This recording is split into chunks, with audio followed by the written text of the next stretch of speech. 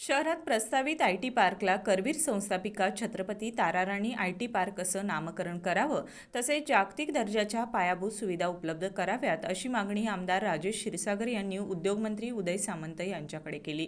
राज्य सरकारनं कोल्हापूर येथे आय टी पार्क मंजूर केल्यानंतर मंत्री सामंत यांच्या दौऱ्यात झालेल्या बैठकीत ही मागणी करण्यात आली.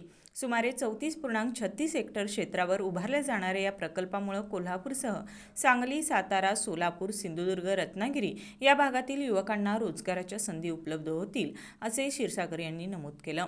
आय टी पार्कमध्ये स्टेट ऑफ द आर्ट सुविधा देताना 0D utility trenches, dark fibre network, 6G stretch bed, 100% green building, सक्षम वीज आणि पाणी पुरवठा तसेच प्रशिक्षण केंद्र उभारण्याची मागणी करण्यात आली.